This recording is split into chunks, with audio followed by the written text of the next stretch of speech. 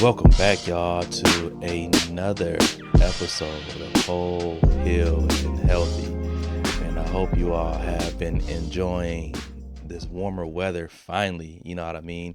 Got up to 80, almost not, probably about 90 last week, and then we're back down in the 60s, but it's not snowing. It ain't 20. I'm cool with that. You know what I mean? It's cool. Welcome to Michigan. So anyway, man, welcome back, y'all. Y'all probably like, man, where you been at? Where you been at? Well, I've been around. No, man, we've been good. So y'all know we celebrated our anniversary. Then a week after that was Randy's birthday, so celebrated her birthday. Took some time off to celebrate her. Just thankful and grateful for her life, for just how she has been healing and God has been with her, and just she's been doing all the things that she needs to do. And I've been making sure that I'm doing everything that I can do to care for her, to love on Avery. So yeah, just been enjoying our family time. Then the week after that, I ended up shout out to my guys at the At Will podcast, Antoine, Jermaine, and Corey. Man, shout out to them. We did an episode together. So if you get an opportunity, head over to their YouTube page and check that episode out.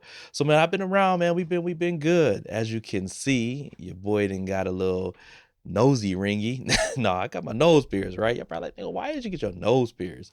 So this is how it happened. Let me tell y'all this story real quick. So on Randy's birthday, I'm like, you should get your nose pierced. I'm like, I think it'll look good on you. Like I think it'll look good. Like I think you're gonna be. I mean, you already all that. And then with the nose ring, I'm like, you know what I'm saying? You know, she's growing her hair back and she got that low cut, and I'm just like, oh, like, then do something. Your boy likes that. And I'm like, get your nose pierced. So she ain't want to do it. We going back and forth. She ain't want to do it. I'm like, you know what? If you don't want to do it, I'm going to do it. I want to see. I'm going to do it. So didn't do it. Came down to Jackson like a week later. My oldest sister was here. We had my mom's crib, and I'm like, you know what? I'm on my way. So one of my nieces, shout out to my niece and her friend, and Randy came. We went, and I got it done. I got documentation and footage, so I'll probably end up cutting it up and making it into a short little come with me to get my nose pierced. But yo, I like it. You know what I'm saying? It's cool. It's cool. Y'all like it? Let me know. Let me know what y'all think in the comments. Let me know. But anyway, man, welcome back to another episode of Whole, Healed, and Healthy. It's good to be back. And yeah, man, let's hop right in. I think we're on episode 6, and this is gonna be a good one. I'm about to push some buttons. So I used to believe that forgiveness or forgiving people was the thing that was finally going to set you free. Like you forgive people, that is like the boom, you said that's going to set you free. Like if I could just let it go, if I could pray through it, if I could release it, then that pain would eventually go away. Like it would just fade off into the oblivion, right? You know, that's what I believed. That's what I was taught. And that is ultimately how I lived the first 40 some odd years of my life. But listen, somewhere along the way, I started to notice some things. I started to notice that I was forgiving people, or I have forgave people, but I still felt everything that they had done. There were times where I would just be triggered. I would be angry. You know, I was still carrying that emotional weight of the things I told everybody that I had moved on from, right? And part of me wanted to forgive because it's the right thing to do. But another part of me said this. Listen, this other part said, why do I need to forgive people who really don't deserve it? Like, why should I release them from what they did to me when they've made no effort to right their wrongs? And that is a tension that lives in my life. That is something that I am actively working through. It's like it's a real tension. Come on, man. Like we talk about healthy tension, and that is a real tension that really lives in my life. You know, I've been taught to just, you know, be mature. You gotta understand people. Ultimately, to be the bigger person. And on the surface, it all sounded good to me. Like it sounded wise. It sounded healthy. Like, yeah, like you the bigger person. Like you that guy. But I realized something, that being the bigger person usually means putting your feelings aside so everybody else can move on faster. People will say things like, well, we know you right. Like we know you right. We feel you, but you know how they are. You know how so-and-so is. And to me, all that really means is that people want you to swallow your feelings so that we can keep it comfortable. We don't want to deal with their reaction. So just suck it up and be a good sport. You know what I mean? Just go along and get along.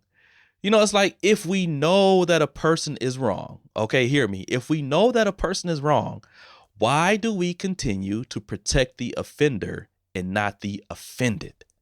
Why do we do that? Like, why is it more mature to be the bigger person than it is to simply confront people when we know that they're wrong? Why is that so hard? Like, why is my maturity, listen, why is my maturity measured on how well I can tolerate being hurt? Like, how well can I tolerate my hurt? I shouldn't be responsible for keeping everybody else comfortable. Like, that's not my responsibility. And I don't subscribe to that anymore. It's like the person who caused the damage, they get a free pass. Like people who hurt you, people who abuse people for whatever reason, they seem to get a free pass. And then the person who's hurt or the person who has been abused, they're left with homework. You know what I'm saying? They're left with the hard work of managing their emotions. They got to watch their tone. They got to manage their anger. And I got to protect everybody else from my grief, which is exhausting. It's exhausting, y'all. And honestly, I'm tired. You know what I mean? Like, I'm tired. And this is something else that I know and I've learned is that people think that you never move on or you're still affected by things because you want to talk about things or because you bring things up or because you speak on them. It's like that's not the case. Really, the only way that you can get through something is if you work through it. And for me, working through this means talking about it. That helps me to overcome the trauma and helps me to heal from the things that have happened in my life. So yeah, like talk your ish. So welcome to Whole Healed Healthy. I think we're on episode 6, and I think I'm gonna call this episode the forgiveness episode. And I'm gonna tell you this: I don't subscribe to a certain type of forgiveness anymore. All right, so let me be clear. Let's be clear. I'm not talking about situations where somebody has hurt you. They've taken accountability, they've apologized, and then you've made steps to repair the relationship or to repair, the damage that was done. I ain't talking about that. I'm talking about situations where somebody knows exactly what they did. You sat them down, you explained yourself clearly, you told them how it affected you. Come on, man. Listen, you painted a picture in 8K. It's crystal clear. And instead of accountability, they give you a laundry list of excuses. That's what I'm talking about. Like when people try to gaslight you into thinking that you're the problem. You're not going to gaslight me into thinking I'm not the problem. I know when I am the problem, but right now, I ain't the problem. One thing that life has taught me is niggas ain't say who they say they are. They not. You know what I'm saying? Niggas ain't say who they say they are. And when you start to realize that, like, that really hurts a different type of way, a different kind of way, man. Like, it is a harsh reality when you realize the person saw the damage or they saw what they did to you, and they decided that their comfort mattered more than your pain. Like, that's a different type of hurt when people that you love, people that you trust, refuse to even acknowledge anything, right? So I started realizing that people love forgiveness when it removes all the accountability. I'm just painting a picture because, again, I told you there's a certain type of forgiveness that I don't subscribe to. I don't believe anymore that people just automatically deserve your forgiveness. I don't think that when somebody hurts me, I have a moral obligation to forgive you. Nah, I don't believe that anymore. I don't think that anymore. It's like people love grace when they're the ones benefiting from it. You know what I mean? Like, it's easy. Come on, listen. It's easy for people to preach accountability. It's easy for people to preach, if your brother offends you, go to your brother. But then when it's time for them to live up to that scripture, come on, man, they can't. They refuse to do it. So I remember I was having a conversation with somebody. I was having a conversation and we're talking And this person was like, you have every right to feel how you feel. You even got every right to speak on these things. But because you're more mature and you know how they are, you got to just be the bigger person. I'm like, nigga, what? I'm sorry. I'm sorry. You want to run that by me again? So let me get this right. Like, you agree with me. You know that I've been wronged. You know that I deserve an apology. And you know that I'm not lying about what happened. But your solution in this whole thing is for me to just be the bigger person and get over it. Like, why? Like, why? And so I really got tired of hearing that over and over. And I'm going to pause right there because I too used to tell people the exact same thing. Oh, just move on. Like, you got you the bigger you love God, you know that the Bible teaches us to forgive, and you just gotta show them what the love of Christ looks like. So yeah, I've told people that I've been in those shoes. But as I've gotten older, a lot in my life has changed, and you start to realize a lot of things. So I'm supposed to just let it go while nobody is telling other people to acknowledge what they did. Like that's where we at with it. Like, you agree with me, you know that I've been wrong, you know that my feelings are valid, but the solution is just to let it go. I no longer can subscribe to that. I no longer can agree with that. What's wild to me is that people are usually more concerned about how you react to being hurt than the fact that you were even hurt to begin with. And I'm guilty. Again, I'm guilty of being the person who's more concerned about how somebody's reacting, and I'm not concerned about the fact that they were hurt in the first place. And when the shoe is on your foot, you start to realize, like, man, like, there are a lot of things in life that, maybe I did thinking that they were right, but they weren't always healthy. They weren't always the right thing to do. Maybe my intent was good. Maybe my intentions were good with some of the things that I may have said, but it wasn't healthy, right? And I just said, you know what? I'm no longer interested in that brand of forgiveness. I'm no longer interested in that way of living. Like, it's not healthy for me. Again, maybe for you, but it's not healthy for me. It doesn't create healthy habits. It doesn't create healthy healing habits. And I'm just not interested in that brand of forgiveness. And so I noticed something, right? I noticed how common this really is. A lot of people don't want a resolution. They really don't. People don't want a resolution. I think Aaliyah did, but a lot of people don't. Like, what they really want for you to do is they just want you to absolve them without ever having to confront their actions. And so the moment you stop doing that, suddenly you become difficult. You become bitter. You become prideful. You're not forgiving. You in your feelings. You just got to let it go. You got to move on. But this is the truth. This is what the truth really is. People get uncomfortable when you start to use your voice. I tell Avery every single day, use your voice. And I talked about this. Every day we go to school and I'm dropping her off and we're saying our prayers. I tell Avery in her prayers that your voice matters. Your voice is important. Speak up. Don't ever make anybody feel like your voice does not count, because your voice is one of the only things that you have, and use it. So the moment you stop pretending nothing happened, you are the problem. Right? You become the problem. Like, people don't want you to speak up. It is so much easier to label someone difficult or hard to deal with than it is to admit the wrong that they've done.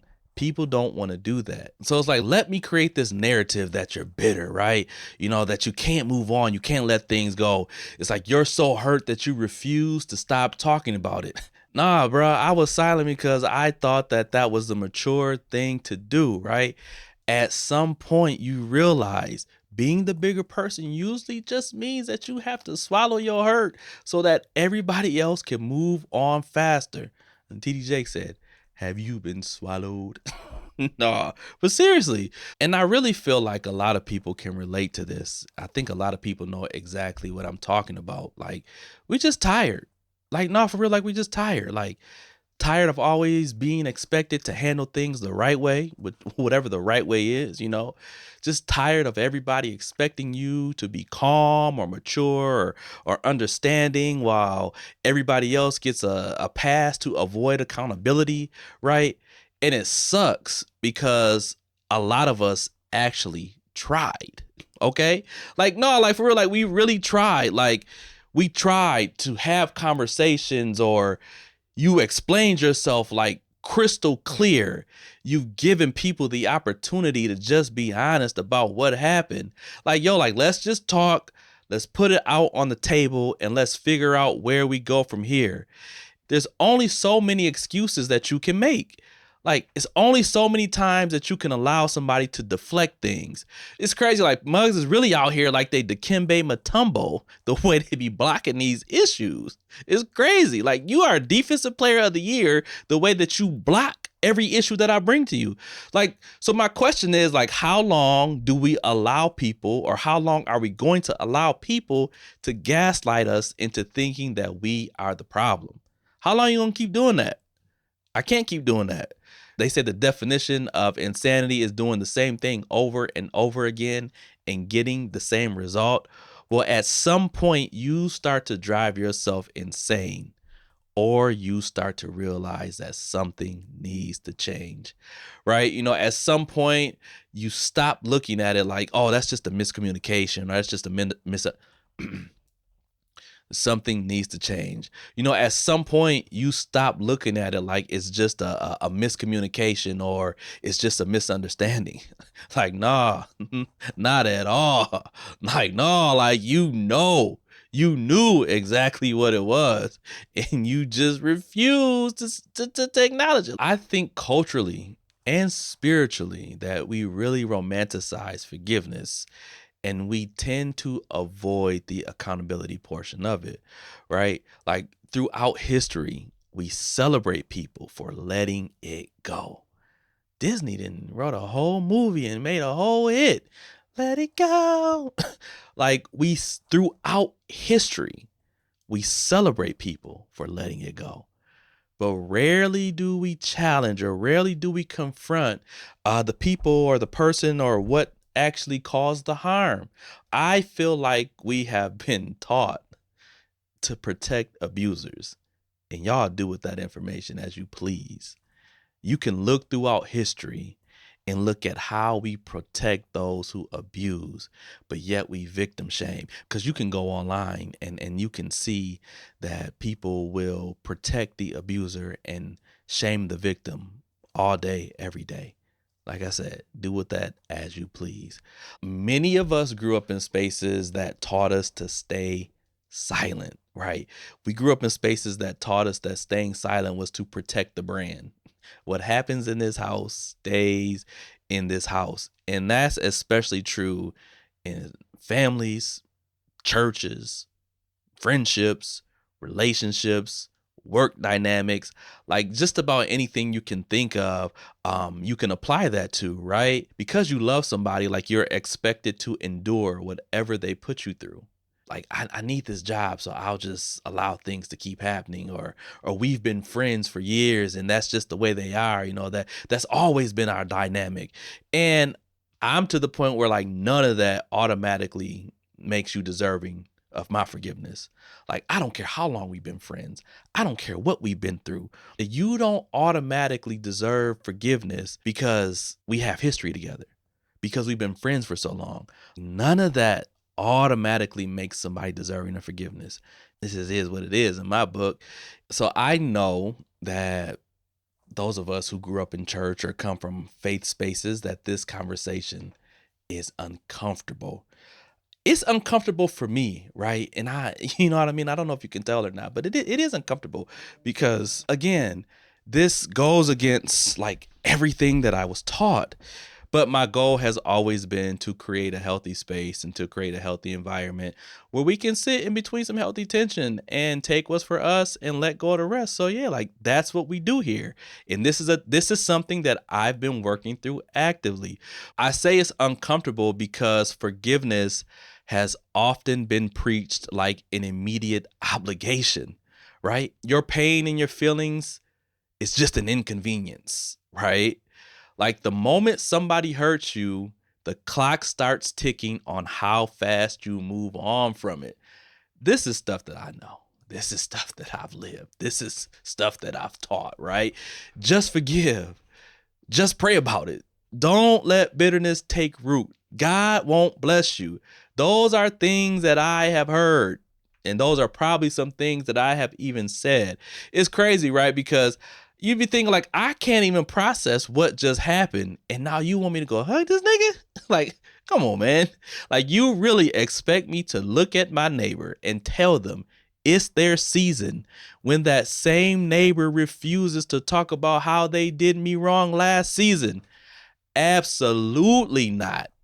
Like, how about you talk to old boy? How about you talk to buddy and tell him to treat people with the love of Christ? Like, that's where we need to start. But wait, I want you to understand this. Before you get in my comments and before y'all start saying, well, God forgave you when you didn't deserve it. I understand what you're saying, but it has been taught to me my entire life that in order to be forgiven of my sins, I have to ask for it. I have to confess my sins. I have to acknowledge that I am a sinner who needs forgiveness. Then I must ask for forgiveness. All right. Not only have I said the sinner's prayer, I've walked people through the sinner's prayer. Not only have I heard forgiveness preached this way, I've preached it almost my entire life. So this is not something new to me. I'm not here to debate no scripture. I'm not interested in a debate. I have no desire to do that. So y'all can argue with yourselves in the comments. But what I am here to do is acknowledge the fact that several things can be true at the same time.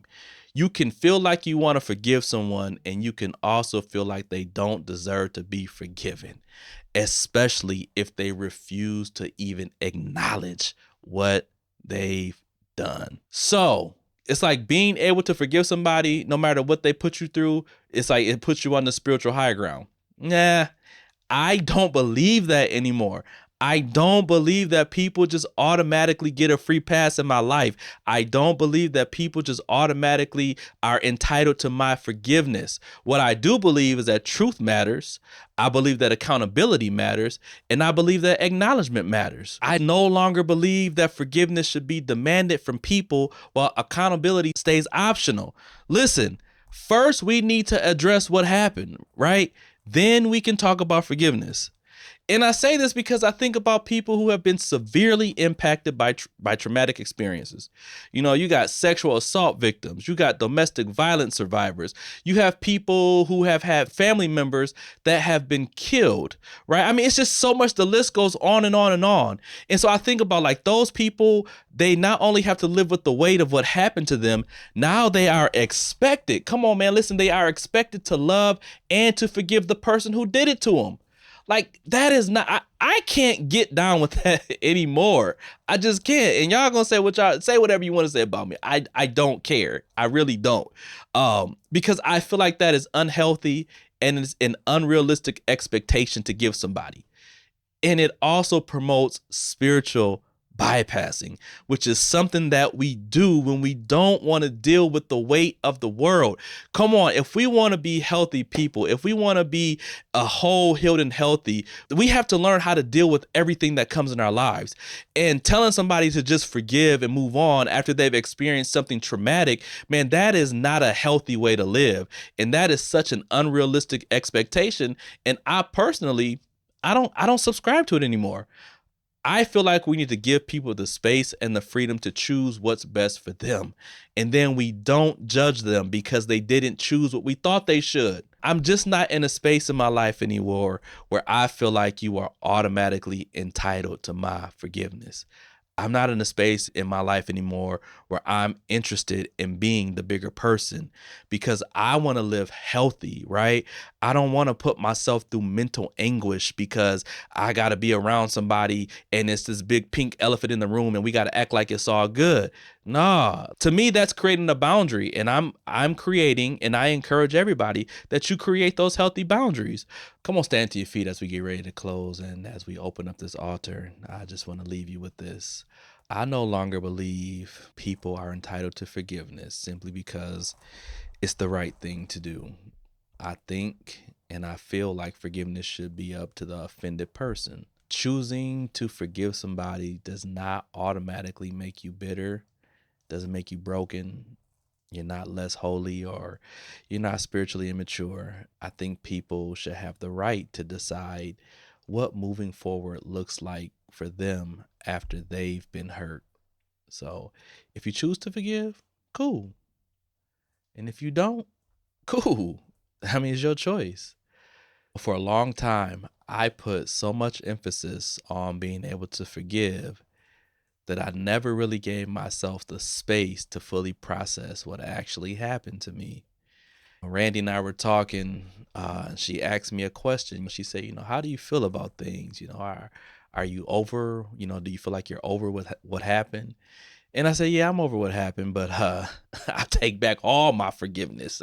I snatched it back, like y'all do in church. I'm snatching it back. No, but seriously, like, you know, I'm over things, but I think that I moved on in the forgiveness stage too fast for me.